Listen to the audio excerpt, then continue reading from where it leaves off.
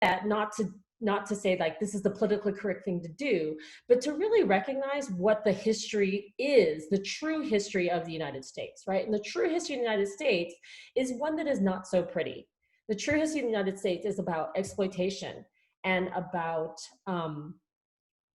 pillaging and about taking things from others, including land and resources and human dignity. And I think it's really incumbent on those of us who are educators to tell the truth. So I know that, recently Donald Trump has just announced yet another plan, the 1776 Commission, to teach some kind of patriotic version of history, because he says that critical race theory is damaging. And essentially, and here I'm paraphrasing, critical race theory, in his view, makes white people feel bad about themselves and teaches a form of history of the United States that he says is unflattering. And to that may be the only thing that Trump and I agree on, because the history of the United States is not flattering. The true history of the United States is one that is very difficult to comprehend. But the other thing about the true history of the United States is that there's always been resistance and there's always been allyship.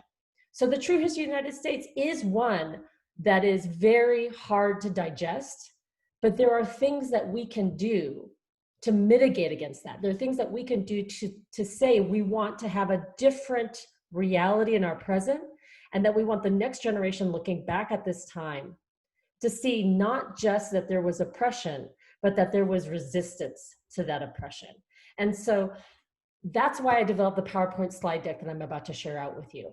And what I'd really like to do is not spend a whole lot of time on the slide deck, because I feel like I'd be preaching to the choir, right? That in other words, you're showing up to this talk because you have a vested interest in talking about anti-Asian racism, finding ways to fight against racism, ways to be an allyship to fight against anti-Black racism. And I should also say that obviously we should talk about supporting Indigenous people, supporting Latinx people, and also really talking about what all of us can be doing as anti-racism educators and allies. So I'd really like to spend just maybe 15 minutes going through the slide deck and talking about how this is one way that I, as an Asian American educator, tried to think about what I could do to intervene in the conversations I was seeing happening in early April. The other thing I'll say, and this is a little bit of a plug with my President of Asian American Studies hat on. So the Asian American Studies Association Conference is going to be going all remote in 2021 because of concerns over transmission of COVID-19. The next time we're probably going to be able to meet, because we had to cancel the DC conference in 2020, is going to be in 2022. So the AAAS conference, the Association for Asian American Studies conference, is next slated to be held in person in end of March 2022 in Denver, Colorado. So especially for those of you who are students, if you're still in Denver, if you're still students, I would really love for you to come and participate. And I'd be happy to talk about that during the Q&A. I know that Chad and Boram could also probably talk to you about conferences, and Carlos. I mean, any number of educators on here who have been involved in academic conferences can talk about how you can get involved. But, and you didn't hear this from me, and I will deny it, but all you need to do is get a copy of the program, and you don't have to pay the conference fee. Now, obviously, I should be telling you to pay the conference fee and to register, right? I know, like Boram and Chad, don't rat me out, right? But I understand, like it could be, like these things can be expensive, and we try and have tiered registration. So I think it's not going to be nearly as expensive as it would be for like me to register, but I don't want cost to be a prohibitive factor, especially for local Denver college students. So maybe Chad and Boram and Carlos can get that message out more than I can, because officially I'm really not supposed to say things like that. Okay, so I'm going to share my slide deck with you now. Okay, so early April, if we can remember back to like the early days of COVID, when there was just all sorts of misinformation going around, and when we started to hear, especially Republican lawmakers like the president, talk about COVID-19 as the Wuhan virus, the Chinese virus, or the very racist Kung flu. So I kept hearing people repeat this, like parrot this back. And some of the people who were saying this, I think, weren't necessarily trying to be racist. They weren't necessarily trying to stir up anti-Asian sentiment. They really thought saying Chinese virus was the same thing as saying like the Spanish flu.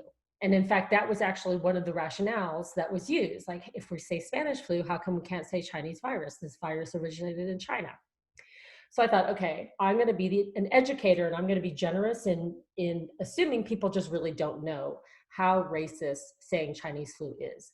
So I developed this PowerPoint slide deck to talk about the history of anti-Asian racism, which is centuries long, and to also talk about the things people could do to be anti-racism educators and allies themselves. Because I really believe this fervently. I believe all of us can be anti-racism educators and allies. Being an anti-racism educator and ally is not about your identity. It's about the things that you choose to say and do. It is a choice, and we'll get to that later. So, okay. So the first thing is to define racism. And I'm going to go really quickly through all of this, but I'm happy to put in the chat a link to a website that CU Boulder developed. So after I created this PowerPoint, I shared it out with the leadership of the University of Colorado in the College of Arts and Science, and asked them if they would simply forward it to different chairs, because I thought this could be a good teaching tool that people could use in their Zoom classrooms. So again, you know, this is in the early days when we were all scrambling to figure out how to teach remotely. And the dean of the College of Arts and Science thought this would be really great to actually put on a website. So I feel really encouraged about that the University of Colorado Boulder seems to be a place that is willing to have these kinds of conversations. And of course they can do better, but the reason I want to say that is that compared to where I came from, UNC Chapel Hill, I would never have been able to share this PowerPoint and have the university turn it into a website. There were so many roadblocks I faced as an Asian American woman who taught critical race theory. And again, I'm happy to talk more about that in the kind of conversation portion of today. So I give a very brief history of anti-Asian racism, because this is not new. The kind of racism that Asians in America are facing right now, and Asians all over the globe are facing, this isn't new. Yellow peril rhetoric has been around for a century, and that's essentially what is fueling the anti-Asian racism, this idea that somehow Asians are vectors for disease, that somehow Asians are always foreign to a country that they are in, no matter how many generations their family has been in that country. And so I talk about Asians becoming American, and about the racism that Asian Americans have faced in the more recent history, with Vincent Chin's murder in the 1980s, and with the backlash of Muslim, Arab Americans, South Asian Americans in the United States after 9/11. And then these two slides talk about why saying Chinese virus is racist. And again, I'm not going to go into detail, because I assume all of you already know this, right? All of you already know not to say Chinese virus, that it is racist. But again, these two slides go into much more detail. The other thing is that everything in blue is a hyperlink. So on the website, as well as in the PowerPoint, you can actually click and read more about all of the things that I'm saying in the slide deck. I will also say that I have violated all of the good rules of teaching with this slide deck. So the reason that it's so bare bones is I wanted this to be a working document for any teacher, educator, student who wanted to also share. So the idea was that I would share this as kind of a template, and then people could add to it, edit it, and make it their own. So that's why I'm really happy to share it out with as many people who want a copy of the PowerPoint. This is a very lengthy statement that the Association for Asian American Studies, which is the kind of international and national organization for the study of Asian Americans, released in early March. It's way too long. And then the next two slides I added after April. And I added these to really make connections between anti-Asian racism and anti-Black racism, because what both share is that they are in service to white supremacy. And so, like all of you, like a lot of the world, I was deeply disturbed and horrified and saddened at the death of George Floyd. And it wasn't just George Floyd, of course, that before George Floyd, there were so many names that were in the news. And then, of course, we uncovered the story of Elijah McClain right here in Colorado. And before Ahmaud Arbery and Breonna Taylor, there was Trayvon Martin. And again, countless other Black Americans who were being killed by police or by white people who were being vigilantes, which is how Ahmaud Arbery died. And so I wanted to really talk about anti-Black racism really for two reasons. One is that, as I said before, they share something with anti-Asian racism, right? Both anti-Asian racism and anti-Black racism are subject to white supremacy. But also because many Asian American communities, and by Asian American communities, I mean ethnic communities, right? Chinese American, Japanese American, Indian American, that some of us have people in our families, people in our friends group who espouse anti-Black comments, who have anti-Black ideas. And so I also thought it was really important to be able to say, we need to recognize the racism that is in our community, and we need to address the racism in our community. And so this is also another reason I wanted to put this on the slide deck. I want Asian Americans to talk about the anti-Black racism that they've seen and how they can end anti-Black racism among our family, among our friends, which is difficult to do. It's difficult for me to talk to my Aunt Anita, and I don't mean to call her out, but you know, when she says racist things about Black people, but it's necessary for me to do that. My organization came out with a solidarity statement after George Floyd's death, and in solidarity with Black Americans and Black people around the world to decry anti-Black racism. And then I do want to spend a little bit of time on this slide, because this is a set of resources that I found to help people learn about racism and then to make the choice that they can be an anti-racist ally and to be an educator of anti-racism. So all of these hyperlinks will take you to someplace like a Hollaback training. That's the very last bullet point, which is entirely free. So if you've been hearing about bystander trainings and you don't really know what they're like, go to the website, read through it, and then hopefully you have an hour to spare and you can take a bystander training. Because I think that if more of us stand up and talk about what our values are, our values of civil rights, our values of human rights, and we stand up not just for ourselves, but we stand up for our community, our friends, everyone who we believe should have human rights, which hopefully is everyone, then I think that that we can be a force for good, productive work in the world, rather than feeling like we're throwing up our hands and saying, what can I do? And to that end, one of the things that I say when I've been giving these webinars, and I counted, I've either been an invited speaker or a panelist for about 40 different webinars and Zoom meetings since I developed this PowerPoint. So I do think education is key. I think reading is key. And this is a very brief list of some books that I think are a good place to start if you are interested in learning about the history of race and racism in the United States, and if you are interested in learning more, in particular, about Asian American history and how Asian Americans have stood up for social justice. So I'm going to stop sharing.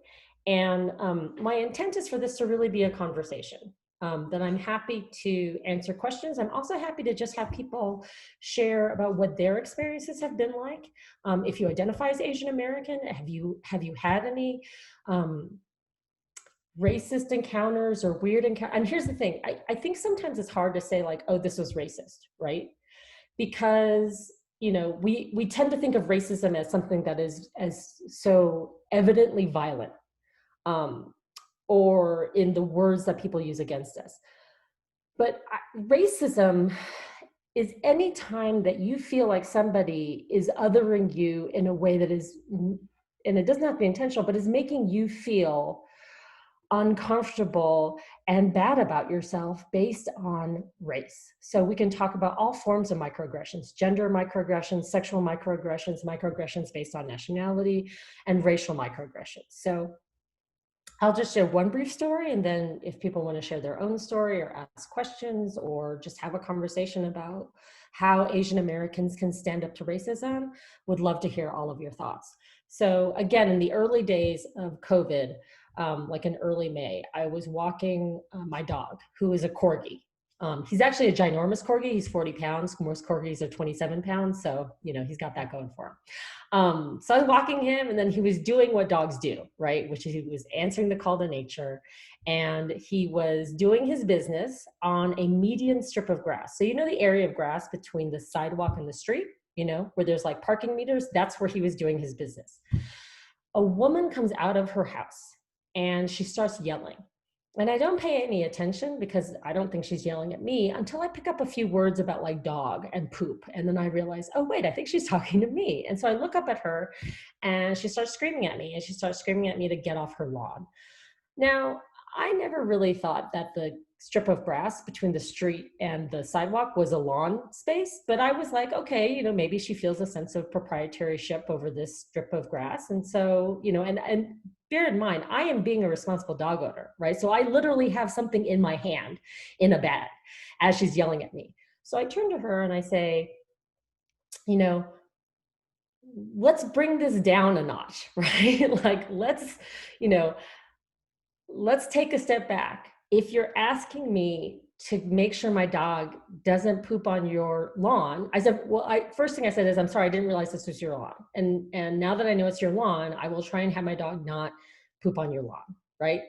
So I'm trying to basically just de-escalate this weird situation with this weird white woman, and she's white, who's yelling at me. So that, even though I have basically said like, okay, like we don't have to, like, you don't have to get all upset at me, I'm gonna, take my dog away. She starts then telling me that my dog's gonna give her COVID. Now, what is it about a Pembroke corgi that's going to give someone COVID?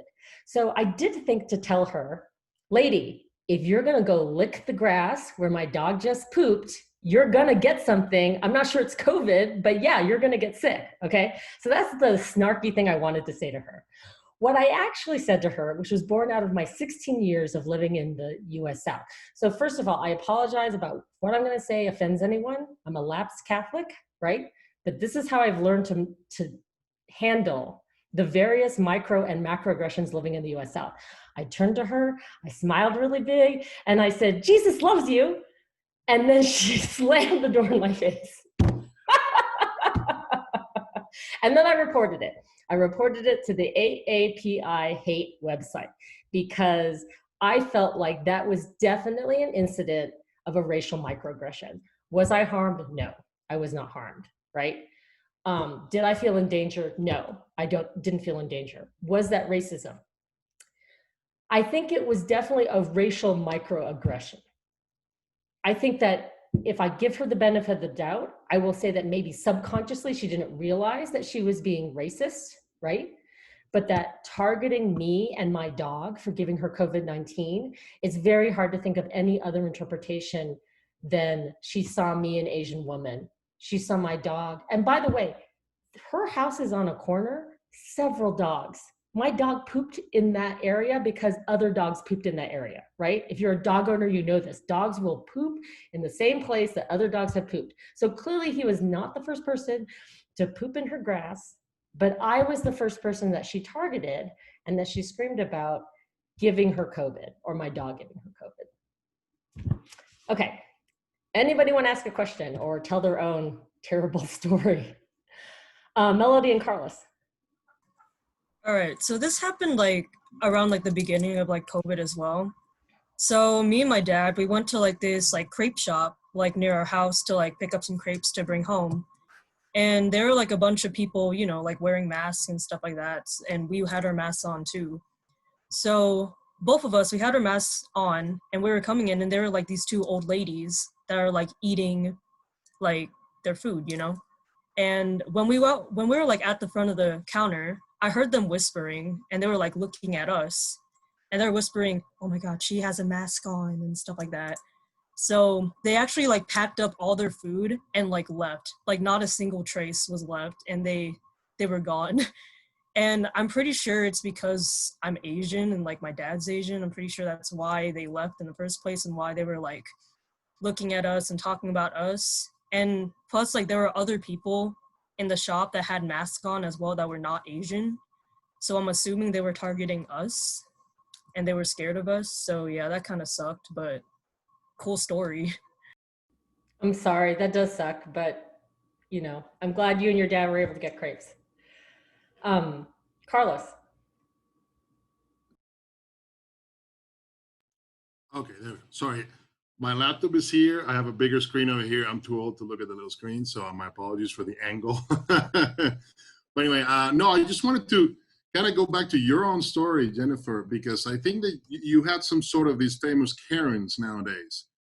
And I believe you experienced your own Karen for that matter. So I wanted to make a point and ask you a question from your story.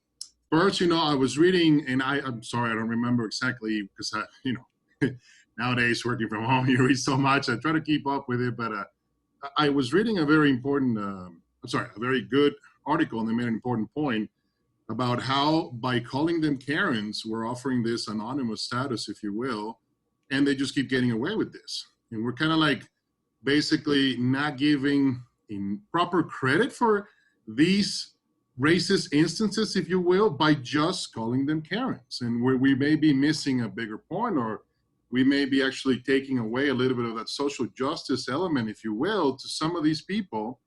And of course, this comment and point is nothing to do with gender. It's just that we call them Karens. But at the same time, I haven't heard like a male name being adopted also for any of the male perpetrators, if you will, of these type of acts.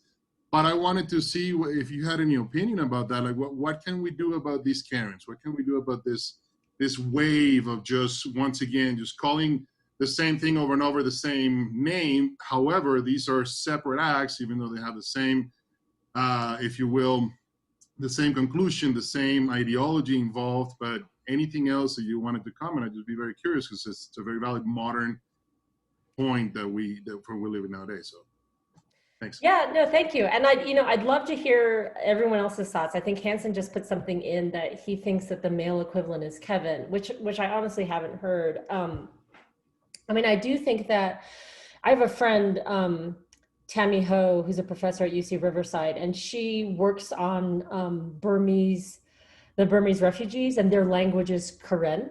And so she's actually been kind of disturbed at the use of the phrase Karen as a pejorative to refer to white women who call out all sorts of mundane things as being racist. And so she's been thinking about writing an article or trying to, get people to stop using the word Karen, because it actually has meaning for Burmese people in terms of their language group.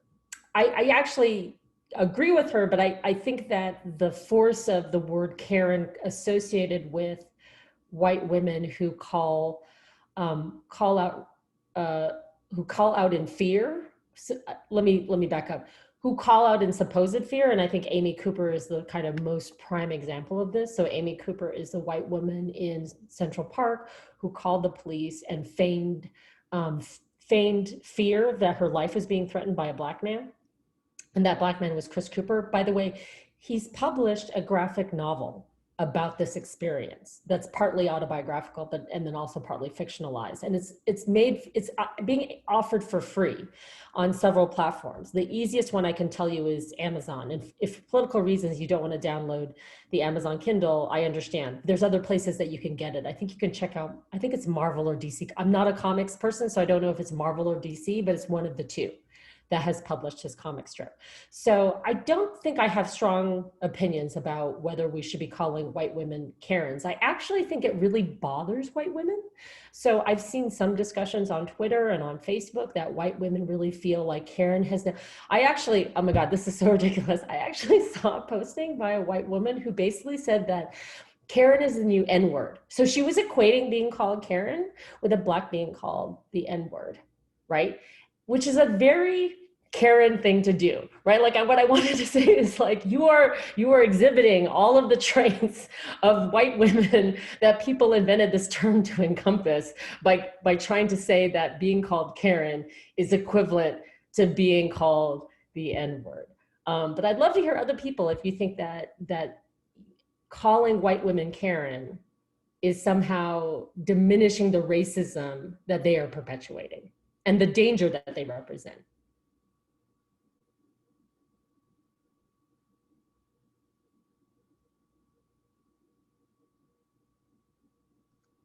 I mean, the sheer fact that it bothers white women, doesn't that mean it's useful?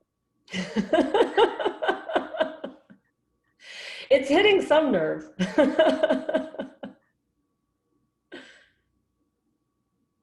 Anyone else? Yeah, let me just clarify. This is Hanson Millicent speaking. I don't claim that Kevin is definitely like the term. Excuse me, that's just what I've heard. Karens and Kevins. I don't know a ton of history about how the Karen and the Kevin phenomenon came about. But yeah, I definitely see both sides of it, with Carlos saying that kind of giving this sort of anonymous term to white people that complain about things could have some harm, right? Because we're not really calling out individual people for their actions or the things they say. But I'm sorry, who is it that just said that, if white women are upset at being called Karen, then isn't that good because it's like drawing attention to what they're doing wrong. So yeah, I mean, I definitely see the use in that and potential harm by not calling out individuals. Great, thank you, Hanson. Anybody else have any opinion about the use of the phrase Karen? It's pretty much, I think. Oh, sorry, go ahead, Bora. Sorry. I mean, jokes aside, I think having a name for a phenomenon is really important, so that people can start talking about it without having to explain themselves all the time. Like, and we Asian Americans tend to question ourselves. Was this really racist, right? Was this really a thing? Like, am I really really just paranoid about what's happening around me and like my racial identity? So having a name, I think, is really a good way to recognize a phenomenon as a real thing. So and yeah, at least in that regard, it is. I think it is encouraging people to report cases. I guess I'm also curious, like, calling someone Karen, like, sure, it makes them uncomfortable, but would it help make them realize that they're exhibiting certain maybe racism behaviors, or would that just push them further away into more extremes? Like, is it actually educational, or is it actually just pushing them further into, like, justifying, like, I don't know, something? Yeah, no, I think this is a really great point. So I don't know, right? I don't know whether white women, and I think it's almost always white women. Like, in other words, I certainly think that Asian, Indigenous, and Latinx women can and have said and done harmful things against Black people and other people of color.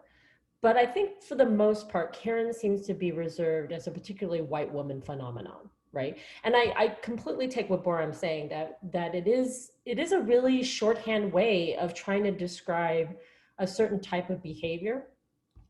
One that I think could probably use some more gender analysis. So, right, so I'm a professor, so I'm always going to want more analysis. And so I think that, until Carlos, you said that, I realized, oh, wait, we don't really have a corollary term that's either non-gender binary or male, right, to talk about this kind of phenomenon. Although one might just say, we might just say racist, right? Like, in other words, when we talk about Richard Spencer, we tend not to diminish his racism. We just call him what he is. He's a white nationalist, white supremacist.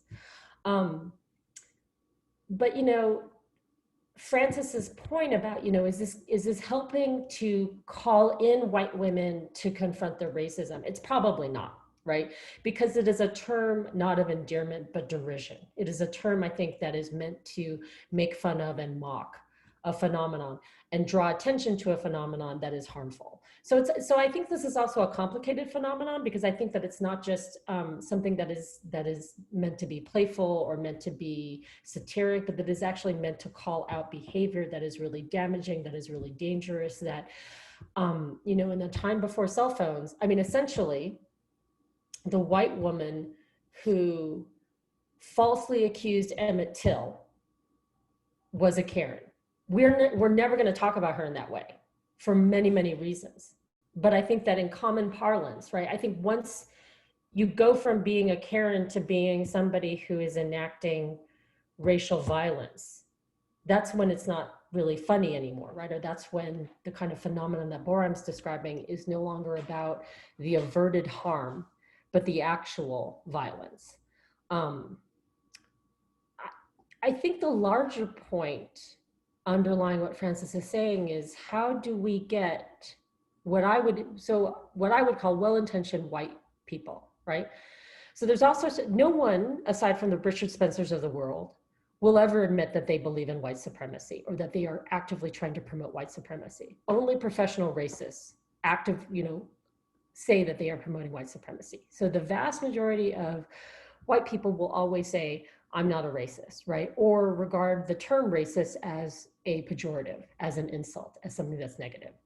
So I do think words matter. I do also want actions to speak louder than words in this case, right? So in other words, I want harm to be reduced, and I want, or harm never to have happened. So how do we get people who want to be allies?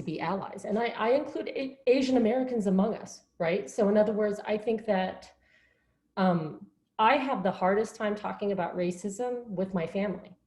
I really do. I have the hardest time confronting people I really love and care about and understand the complexity of where they're coming from. And then to say to my cousin, Peter, who got married in the Nixon, oh my God, he got married in the Nixon presidential, like whatever, Nixon's home in Southern California. And I didn't go because I could not go to a wedding that's held in Nixon's home.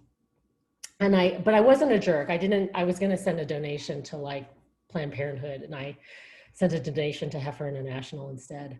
But I should probably have a conversation with Peter about what I think, about voting and about what I'm pretty sure is some internalized racism that he has, especially to Latinx and Black people. And I haven't done it yet because it's easier for me to talk to strangers about race and racism than it is a close member of my own family. So I get that this is hard, and we have to figure out ways that we can do this and still maintain our family connections, right? Because that's the fear, that you're going to sever family connections. At least that's my fear, that I'm going to sever family connections or create ripple effects among my large extended family. I have 30 cousins. So I know I kind of went further afield than the topic of Karens, but I mean, I'd love to hear your own thoughts. Like, how do we try and call in those who are closest to us when we hear them saying things that we think are racist? I mean, I think that, one thing that I was struck by in your presentation, and I think that this is a really tough questions regarding those of us who are educators. And I think as you said, you're right, educator is not an identity, but it's a choice, and it's part of and an integral part of anti-racist work. And I think what's kind of, I guess to speak first to the Karen thing and then to bring up another anecdote, and I think they're all kind of tethered into this notion of education, is that I feel like education, one of the things that's oftentimes unstated, all of us who want to do the kind of educational work, we have endless conversations about how to do it and how to refine it and how to do it better. One of the things that we don't oftentimes have conversations about are what kind of expectations we as educators can have from the people who step into these environments, and what are the responsibilities of those who would be part of those environments, right? And so I think that when it comes to like this question of like, does Karen do more harm than good? Does it just alienate people more? One of my responses would be that, well, if they're not showing any intention of being educated and being open to learning and being open to learning, and if their kind of knee-jerk reaction is to kind of hoard space and claim it to the extent that they would call like the fucking cops on, people who they know their lives will be endangered by that police presence, my assumption is that they're not operating in good faith, right? And I think that one of the things that gets kind of lost in these conversations about Karen, particularly I think from the responses that white women give over their own discomfort or harm over the term, it connects to a broader conversation about how critiques of their racism must necessarily be sexist. And I think that, as you're pointing out, Jennifer, and some others have pointed out, yeah, there's certainly a gender dimension to a lot of this, and it's further complexified by the place of gender and race in the United States, where white women have been portrayed as deeply vulnerable, right? Especially to people of color, and especially men of color, right? So that complexifies things here. I think that dynamic is very much present. But I think that one thing that gets kind of lost is how the use of Karen particularly emerged out of white women laying claim to space in particularly violent ways, right? It's about the institution of policing being called upon to, shut down conversation and shut down the possibility of conversation, not only by bringing armed people involved, but about saying, well, this is my space, it's not yours. What are you doing here? You don't belong. Right. And with those people, like, yeah, I have no problem. I would have no problem calling them Karen. I think that discomfort is productive. And that's a very different kind of reaction to, say, students or colleagues or friends who actually have a demonstrable intention to, learn and to grow, and then perhaps make a mistake along the way. Those are very, very, I think, different orientations. And I think that's part of what, for me anyway, is important as an educator. And the sort of tie-in to an anecdote that I want to give, this predates COVID, but when my department was doing interviews for a job search, and we were doing initial rounds of interviews over Zoom, before the first interview, the faculty agreed, we're not going to talk about any candidate after they give their interview. We're going to wait until all the interviews are done, and that's what's fair. Okay. The first interview happens. It's with an Asian woman. And as soon as that interview was over, my colleagues started talking about her. And in particular, what they started commenting on was not the content of what she was saying, but that she appeared very dispassionate and unenthusiastic. And I was like, wait a second, I think that people should be aware that one of the ways in which Asian people, and Asian women in particular, are racialized is that we're viewed as emotionless, or we're viewed as inscrutable, or we're viewed as not performing the kind of emotional work that's kind of expected, like where we're so involved and we're like cheerful and happy, and my colleagues were super defensive. They were like, no, that's not what we were intending. And they made up all sorts of excuses. And then I said, well, we did agree that we're not going to talk about any of these interviewees until, all the interviews are over. And that's the only thing that got them to stop, and it was a very bizarre kind of position where it's like, okay, we're all supposedly educators, my colleagues hired me to teach stuff on race. And so here I am doing the very thing that they were asking me to do, and then they're shutting that down, right? And I think that, so my kind of question, and one of the things I'm interested in, and this links back to the Karen thing as well, is what happens in those moments when the sort of educational impetus of anti-racism breaks down, or doesn't work, and we can have a conversation of, okay, how we can get people from, being totally resistant and just being alienated, and in fact, actively and even intentionally reproducing structures of racism. How can we get them to want to be educated and learn? And also, should we do that? Like, is that the best investment of our energy, and what do we neglect as well? And this is something that I have a hard time with on kind of like a daily basis, not only in the classroom, but amongst colleagues as well. What do we do in an educational environment with educators who don't want to be educated and who don't want to learn? And I'm curious as to, your thoughts about that, Jennifer, and everyone else here. Chad, let me just first of all say thank you I mean, you are so, I mean, you articulate so well some of the things that I, wasn't able to say, but had been thinking about space, right? About the way that certain people, and there's a history of white women doing this, who feel entitled to take up space and to own space, no matter where they're at.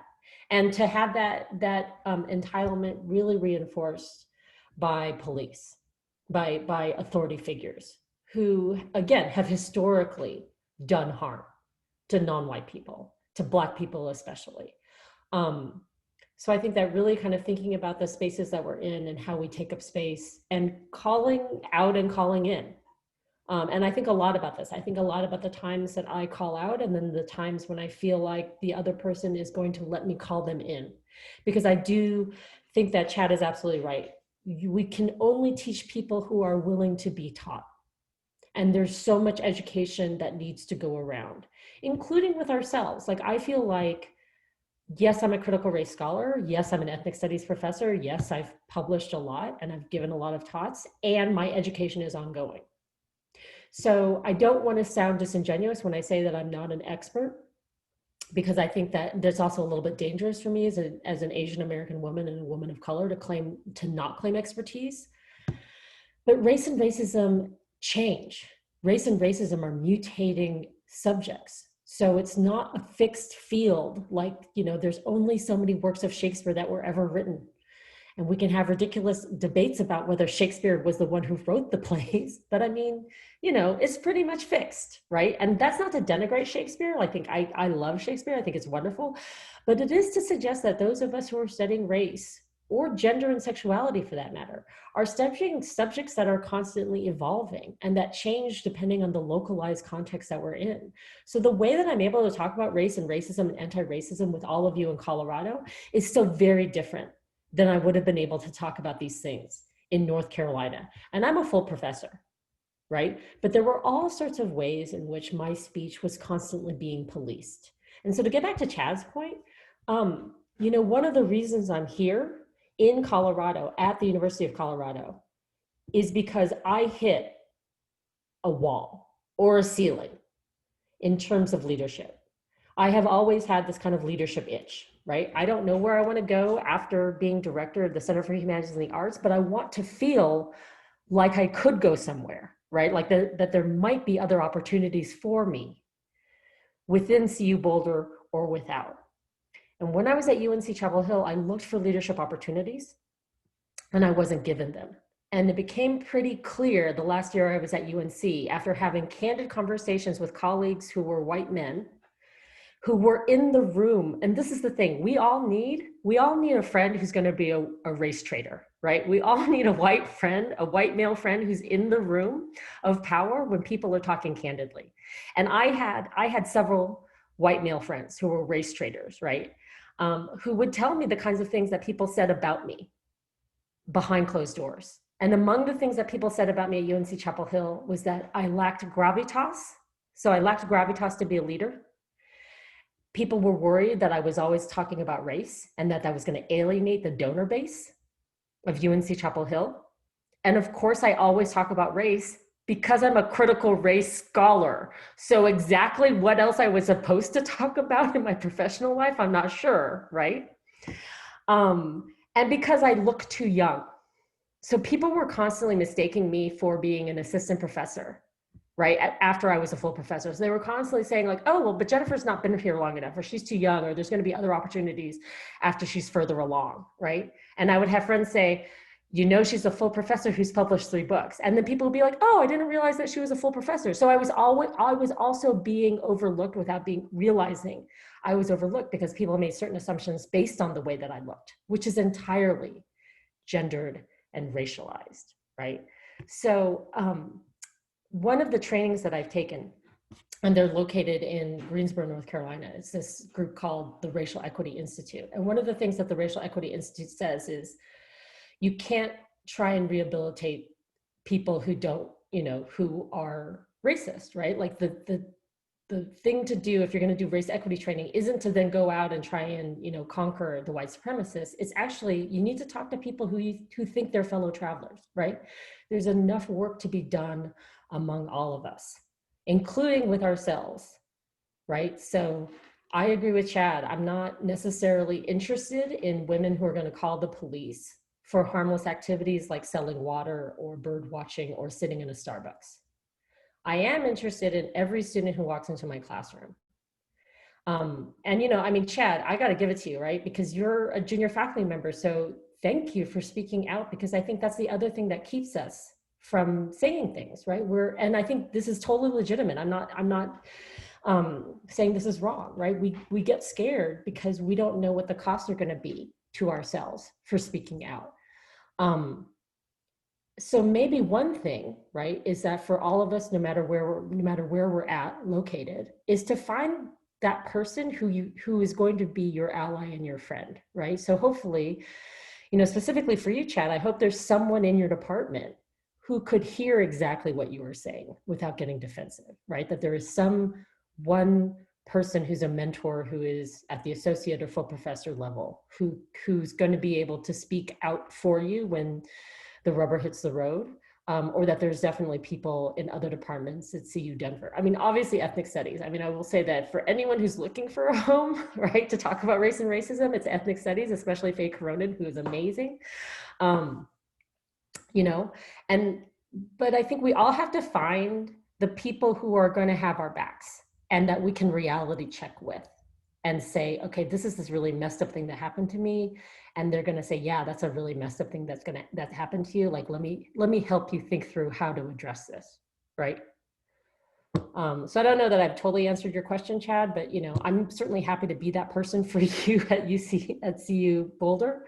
But I really hope there's people in your department, because that was messed up and needed to be called out. Yeah, I mean, I think that, you know, I probably could have and should have just gone to the dean and had the whole search like compromised. Like, that is a compromising thing. And, you know, fortunately, I think there's a good network of people down here at CU Denver, you know, Boram and Soyan and Faye and others. And I think that, and I do have a couple of good colleagues in my department, but unfortunately, they're probably going to be coming up for retirement soon, or they're not on the tenure track, you know, and so it's, but I think that this raises another question, you know, what kinds of networks can be created that don't rely on the structures of power and privilege of the university, which are already divisive and already terrible for some of the work that I think that we could do, you know, and especially knowing the kind of unique situation of CU Denver, not only in terms of the United States as far as universities and institutions go, but in terms of the University of Colorado system, where, you know, 75% of our operating budget comes from student tuition. So it's really students who have an immense amount of power, but unfortunately don't get to realize that because of the ways in which the institution both obscures that, but also I think depends on students not realizing it in terms of like, okay, it's a commuter campus, so everyone's busy. And there's not the kind of infrastructure to make alliances and to, you know, build some sort of solidarity across faculty, staff, students, and community. And so, but I do like what you said about, and the way you put it about the other person will let you call them in, and I think that's important. That there has to be some gesture or some sign that the other person is going to let you do that work, because I'm pretty tired of trying to do work that I was hired to do on the one hand, but that people actively resist on the other. And so I think it's spaces like this that, you know, I'm more interested in, and that would be a better use of my own time and energy, and other people's as well, I think. Yeah. Absolutely. Thank you so much. There's a question in the chat, so I want to turn to, if that's okay, from Danny Tang. I don't know if you want to come off mute, Danny, but I'll just read it. I always had this question personally. I felt I experienced racism at a young age. I'm curious what the earliest memory, what age everyone experienced some form of racism. And I actually write about and talk about this. The first time I was sort of aware of my race, I was probably about 5 years old. And I was flying a kite with my dad, maybe I was 6, and we went to a local elementary school, and we went to like the pitcher's mound of a baseball diamond to fly the flag.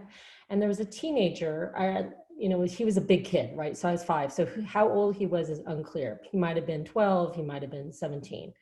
And he kind of took this, he kept leaping towards my dad, right? Like he would run and he would leap at my dad, not touching him. But then my dad, said, I know what you're doing. And then the kid went away.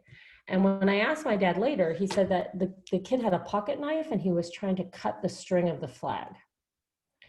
And my dad never said, right, that was racist, but I don't know why, but I that was the first time that I thought, oh, he did that because we're Chinese.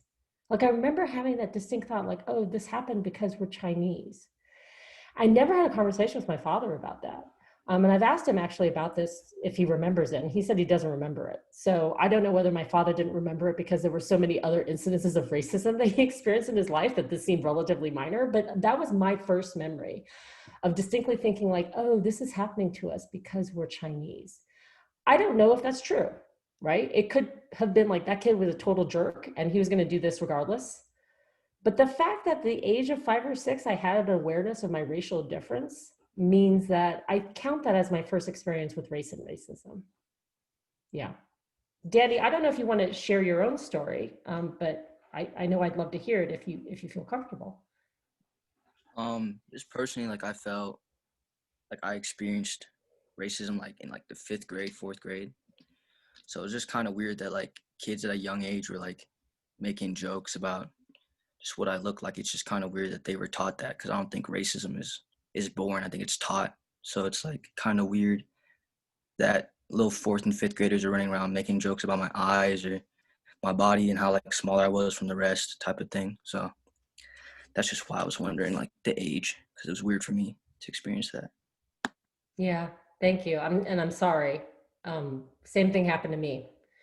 I would say I would say the jokes happened when I starting in 1st or 2nd grade. I mean, I have the last name Ho, so all growing up, it was when I was younger, it was like ho ho ho, Merry Christmas, is Santa Claus your father, which makes no sense, right? Honestly, it makes no sense.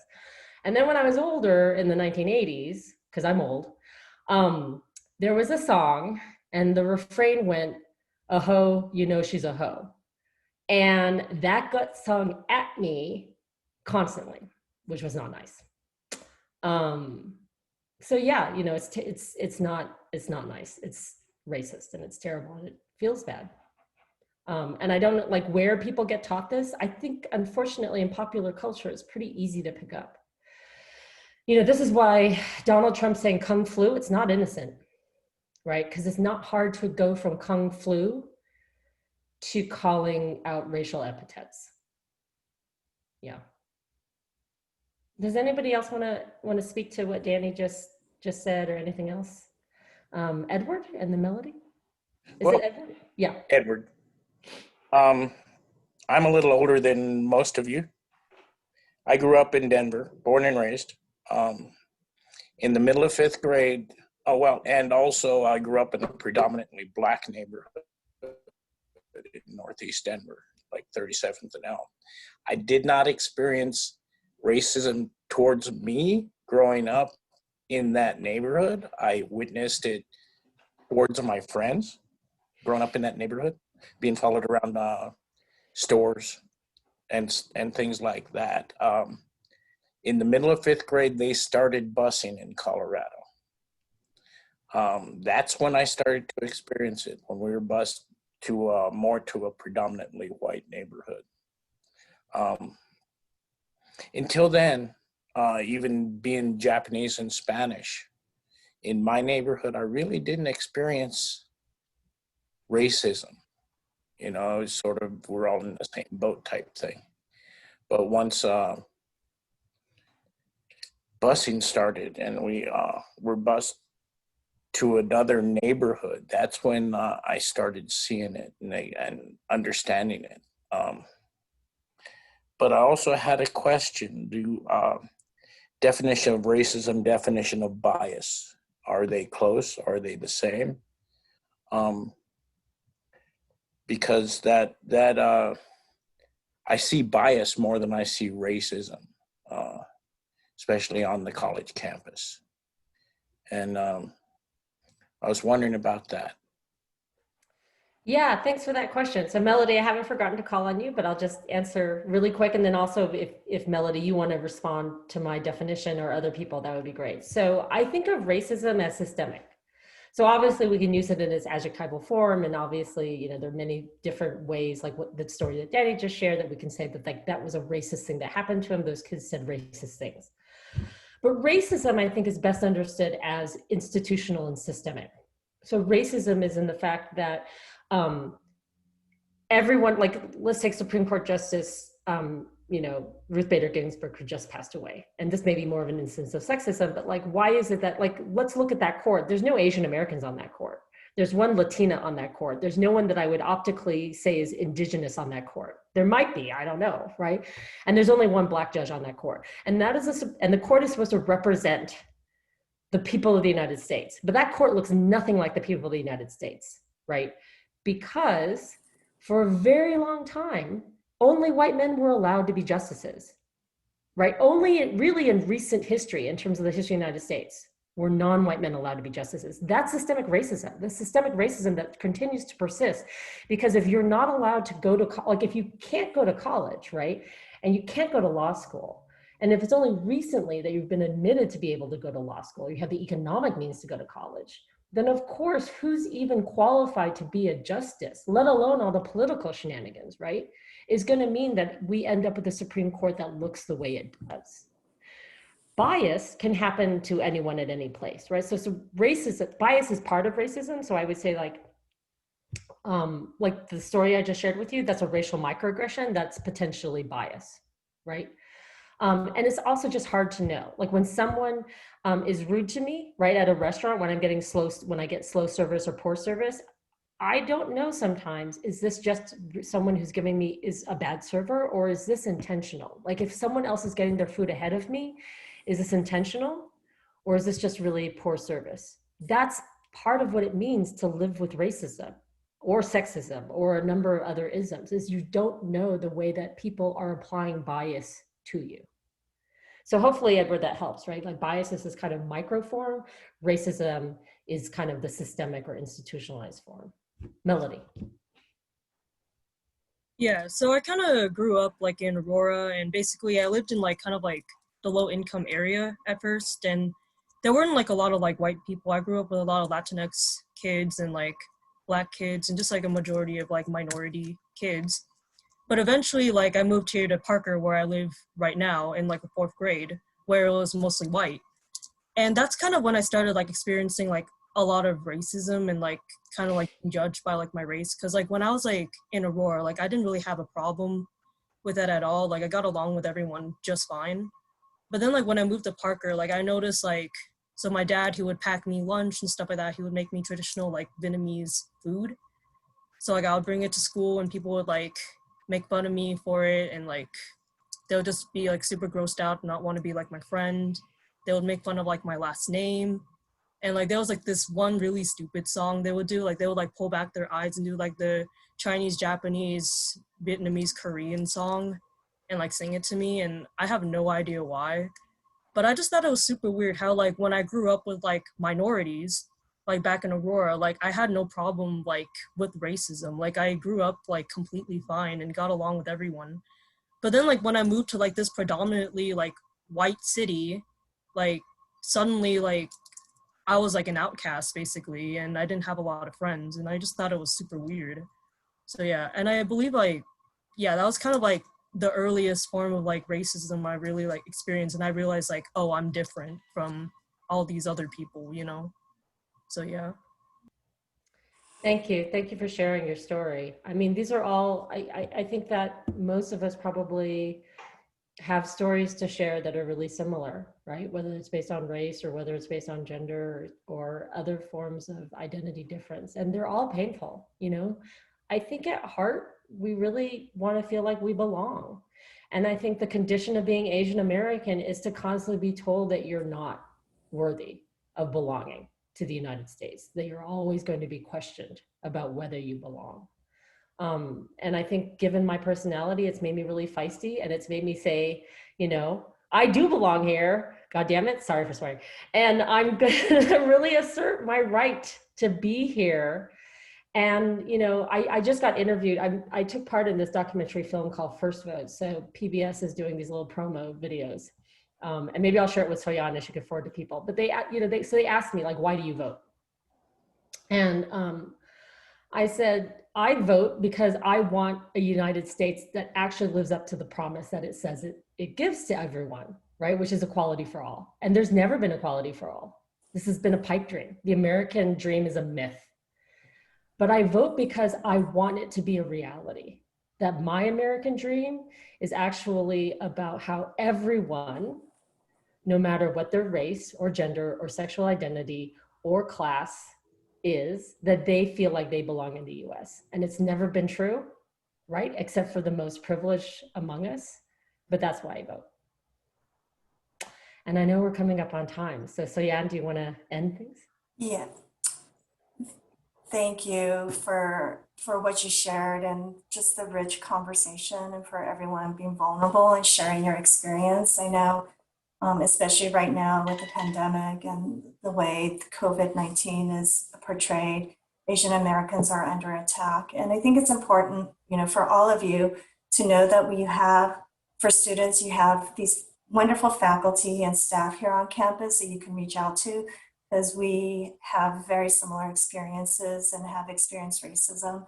And, you know, I think sometimes just being able to talk to someone who can affirm that you're not alone and that, you know, it's painful, I think that can, you know, you can feel supported, and you will be resilient, and you will make it through. I would also say, like, some of the takeaways is, like, for those who see it happen to others, you know, if you could just say something, I think that could be really powerful. I think one of the things that I've learned from just this, you know, COVID-19 and the Karen is, like, really question yourself. Do you want to call the police? When we know that especially our Black and brown men are, you know, it's a lot more violent for them.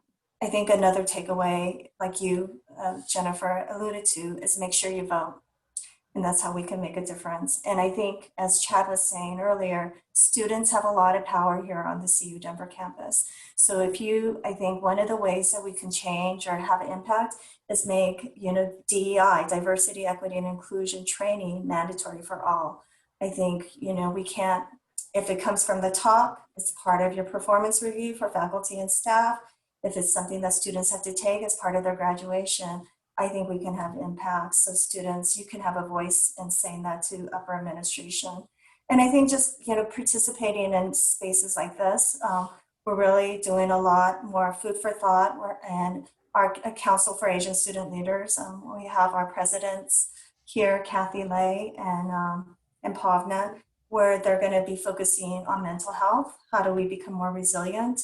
And how do we battle the model minority myth that's often portrayed on us that can harm us mentally, but also perpetuate, you know, racism as well. So we have a whole series of events. We'll put you on our newsletter. But again, I want to thank our esteemed professor, Dr. Jennifer Ho.